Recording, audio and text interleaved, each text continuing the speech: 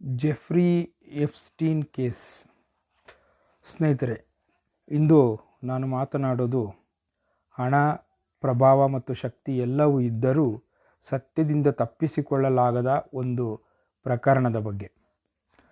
ನಿಮಗೆಲ್ಲ ಗೊತ್ತಿರ್ಬೋದು, Jeffrey Epstein ಈ ಹೆಸರು ಈಗ ತುಂಬ ವೈರಲ್ ಆಗಿದೆ. ಅಮೆರಿಕದ ದೊಡ್ಡ ಹಣಕಾಸು ಉದ್ಯಮಿ. ಅವನಿಗೆ ಖಾಸಗಿ ವಿಮಾನ, ಖಾಸಗಿ ದ್ವೀಪ, ಜಗತ್ತಿನ ಪ್ರಭಾವಿ ವ್ಯಕ್ತಿಗಳ ಸಂಪರ್ಕ ಇರುವಂತಹ ವ್ಯಕ್ತಿಯಾಗಿದ್ದ. ಅಂದರೆ 2008ರಲ್ಲಿ ಅಪ್ರಾಪ್ತ ವಯಸ್ಕ ಹುಡುಗಿಯರ ಮೇಲೆ ಲೈಂಗಿಕ ದೌರ್ಜನ್ಯ ಆರೋಪದಲ್ಲಿ ಅವನಿಗೆ ಶಿಕ್ಷೆ ಆಗುತ್ತೆ. ಆದರೆ ಅವನು ತುಂಬ ಪ್ರಭಾವಿ ಆಗಿರೋದ್ರಿಂದ ಕೇವಲ 13 ತಿಂಗಳು ಅಷ್ಟೇ ಆಗಿರುತ್ತೆ. ಅದನ್ನು ನೋಡಿ ಜನ ಕೇಳಿದ ಪ್ರಶ್ನೆ, ಹಣ ಇದ್ದರೆ ಕಾನೂನು ಸಾಫ್ಟ್ ಆಗುತ್ತದೆಯಾ?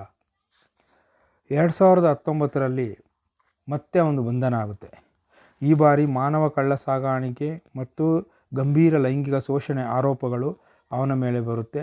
ಆದರೆ ದುರಂತ ಏನಪ್ಪ ಅಂದರೆ, ನ್ಯಾಯಾಲಯ ತೀರ್ಪು ಬರೋದಕ್ಕೆ ಮುಂಚೆನೇ ಜೈಲಿನಲ್ಲಿ ಅವನು ಮೃತನಾಗ್ತಾನೆ. ಅಧಿಕೃತ ಆತ್ಮಹತ್ಯೆ ಅಂತ ಘೋಷಣೆ ಆಗುತ್ತೆ. ಆದರೆ CCTV ಕೆಲಸ ಮಾಡಲಿಲ್ಲ, ಭದ್ರತಾ ಸಿಬ್ಬಂದಿ ಗಮನದಲ್ಲಿ ಇರಲಿಲ್ಲ. ಇದರಿಂದ ಸಾವಿರಾರು ಪ್ರಶ್ನೆಗಳು ಉಟ್ಕೊಂಡಿದ್ದವು. ಅವನು ಆತ್ಮಹತ್ಯೆ ಮಾಡಿಕೊಂಡೋ ಅಥವಾ ಅವನ ಯಾರಾದರೆ ಹತ್ಯೆ ಮಾಡಿದ್ರ ಅನ್ನೋದು.